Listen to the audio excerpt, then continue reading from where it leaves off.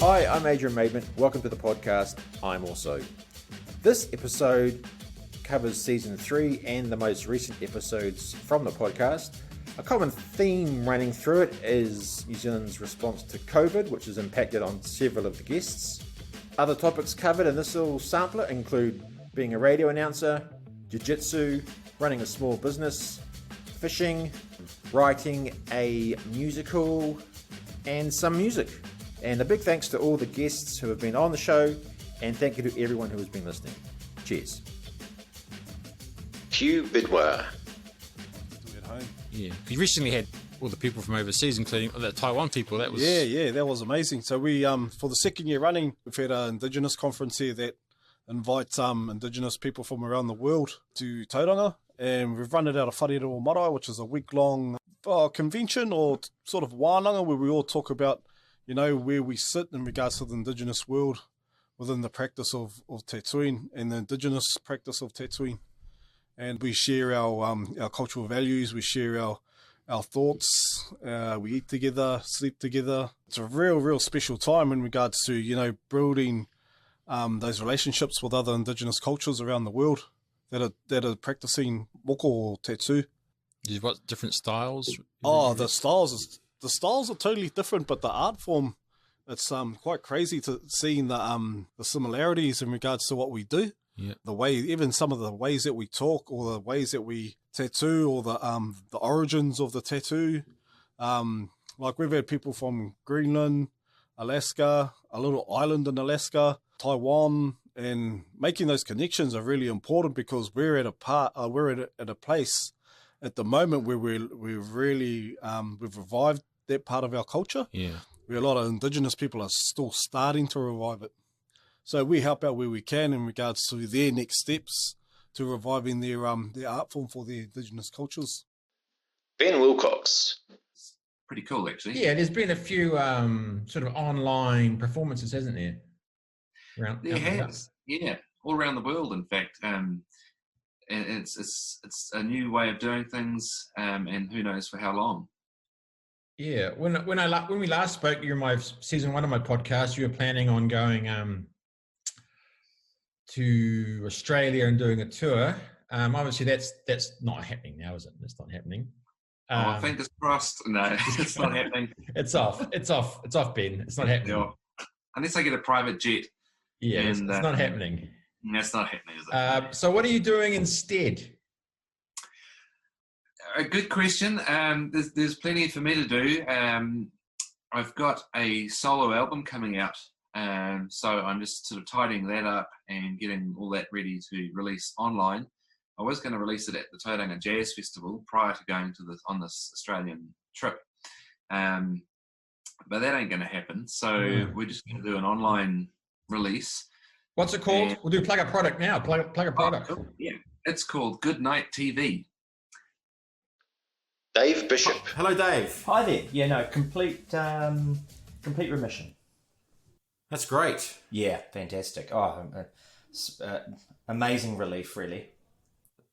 I always people talk about it. I'm not even never sure how to sort of phrase the question, how it went, or what was your journey, or yeah. Well, it was sort of like, you know, this sort of, I've written a song about it actually. I don't think I'll play that one today, but I wrote this song halfway through it called Cosmic Train Blues. And it's sort of like this train just pulls up at the station, and next minute you're on it, and you didn't want to catch it. You didn't want to go to that platform even, anywhere near it. And it's sort of your worst nightmare, and then before you know it, you're travelling through sort of totally unknown territory. And a lot of times, you know, I would tell people, they'd say, what's it like? And I'd say, it just takes you there. You go right there to the to the depths of what it's like to be a human. Zap. The key is comfort zone and getting out of that. So what I started doing is I started taking small steps at a time and just getting out of my comfort zone. So it'd be like, right, I'm going to go to this party sober, or right, I'm going to walk onto this train station and start doing something crazy. It all started with small steps, and I just gradually had to build it up, because I would look at certain people and be like, how does that person have so much confidence? I'm like, how do they get that? And I really wanted that since a young age. And I knew that in order to get that, you'd have to start with small steps and gradually build it up. So this goes for anyone, if you start with small steps and get out of your comfort zone every day and learn to enjoy the taste of that, within 1, 2, 3, maybe even 4 years, you're going to have a different perspective of the world. You're going to look at things differently. You're going to realize that you shouldn't have really stressed about that. That doesn't really matter. You can actually do whatever you want. Like, you really can. It's all about, for me, or for anyone, if you want to be successful, whatever you do, you need to find your passion. I believe that everyone has a passion, and then that passion needs to be met with energy, and then you match that energy with a work ethic that is unstoppable, and you will get to where you need to be. It'll take time, and it won't be easy, but it'll definitely be worth it. And yeah, I've just really been a student of the game, and like, Yeah, because you're pretty heavily in the sort of the social media promoting yourself. yeah. So, when it comes to those videos, I knew that because so many people not even in New Zealand, but around the world. And I knew, like, say back so I started putting out those videos in 2016. And back then, I feel like Facebook now is more dominant with live streaming. Like, they push out their live streams in the algorithms more. They get the most attention. But back in 2016, I was like, Facebook is where it needs to be. And I'd see people like posting videos in their bedroom of them rapping or singing. And I felt like that was just too normal. That was just too common. Like, it didn't stand out. So I was like, how can I stand out from the rest?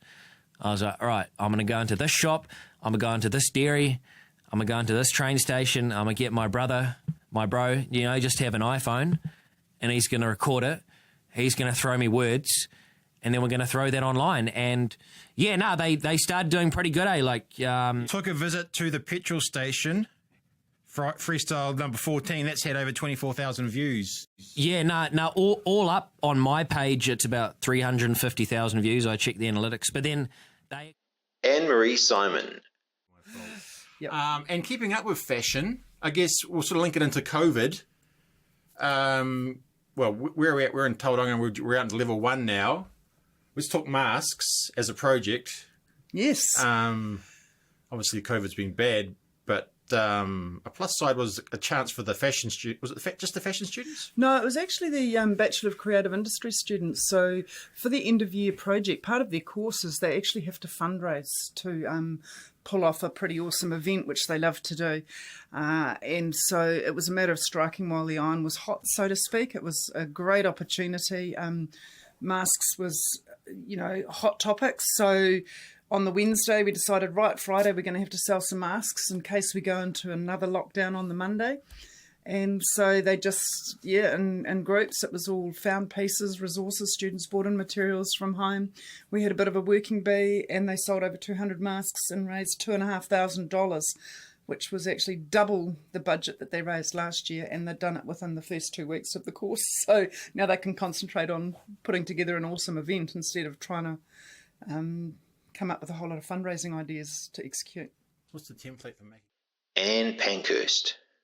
Do you think the local businesses are bouncing back after COVID? Yes, I think a good number are. I think for some, if they failed in the first round of lockdown, they were probably marginal. I think some businesses chewed into quite a lot of their reserves in the first round.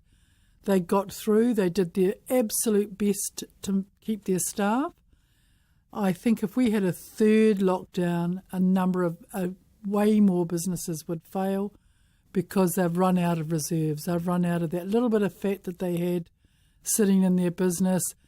And frankly, they've run out of the will, because a lot of this is about your own well-being and your own ability to be resilient, and how resilient can a person be when they're constantly under threat, or thinking that their business is under threat. Gordy Lockhart. So we eventually found this guy whose name was Eric Gardner, and he was the agent for what we eventually discovered was called Blues Brothers Approved Ventures, an organisation owned by Judy Belushi and Dan Aykroyd. And he was the agent at the time. And Eric basically said, look, no, there never has been a Blues Brothers musical, fundamentally because Judy Belushi and Dan Aykroyd own the intellectual property for the Blues Brothers, but Universal Studios own the scripts to the movies. And for whatever reason, they've never got it together to get a stage musical based on the original movies. So he said, look, we'll probably be able to get you the IP for the Blues Brothers, but you'll have to write a whole new show. You cannot use any of the original characters, save Jake and Elwood. I was like, okay, a bit of a challenge. But of course, most people would have sat down at that point and said, oh, well. I would have presumed you just would have got a no and move on to something else. Well, basically we said, that we're going to do this. So essentially about a year later, we had a finished script, which actually was slightly different than the end up, but we had a finished script based on the Blues Brothers fighting the War on Terror. Tanya Horo. And probably what you're best known for, well, actually, there's probably a couple of things, but I'll say your management agency. Yes, TMH Management. Yes? Yeah. How did that come about? I moved back here from New York in 2013, and I didn't want to live in Auckland. That was my industry, obviously, film and TV in Auckland. So moving back here was different to being over there, and I met a lot of actors here who no longer had an agent because their agent wouldn't sign them unless they were physically in Auckland. Of course, being in New York, I met so many actors who were based everywhere all over the world, and they would do a self-tape, and then if they got the role, they would go to where that role was based. So being here in Tauranga, I went, Auckland's 2.5 hours away, it doesn't make any sense. And I want to represent those actors that weren't being represented because I strongly believe that talent's not geographically based. So I woke up one morning and decided to start the agency. And did people go, you're crazy? Yep. Yep. I think a lot of people just kind of thought it was going to be a fly-by-night business. I did a radio interview with someone who I won't mention who said, is there even talent in Tauranga? Do we even have talent here? Do we have enough talent? So that, made me all fairly determined to prove that, yes, we do have enough talent. Hayden Smith. You got any tips for starting or running a business? Well, yes, I do, I guess, have tips. I think for me, the biggest thing was a little bit of fear about just getting started and making the transition into running it. And we've got a lot of friends around here with small businesses. And the biggest hurdle, I think, is in your head. You hear these stories of 16-year-olds making $1 million in 6 months and that sort of stuff. But most people aren't wired like that. And it's actually quite a big step to put down a bit of money and go to the bank and get a loan and whatever the case may be, or get the support of a family member or a friend. But I think just making that first step and having the guts to go ahead with it and have a vision is one thing. A lot of people have ideas, but actually following through and getting the ball rolling is another thing. So yeah, just find someone that's done it before. It could be a family member or a friend or something, and just say, hey mate, look, what the hell do you do in this situation? Do I need to stress about tax? Do I need to stress about getting GST registered or something like that? And actually there's a lot of tips on that online as well. The biggest thing is I just reckon have a go. If you've not got too much to lose, why not? Why not have a go if that's what you want to do? There's some cool opportunities out there, and self-employment has its perks, that's for sure. Yeah. Nathan Stewart. Yeah. What's the key points of jiu-jitsu?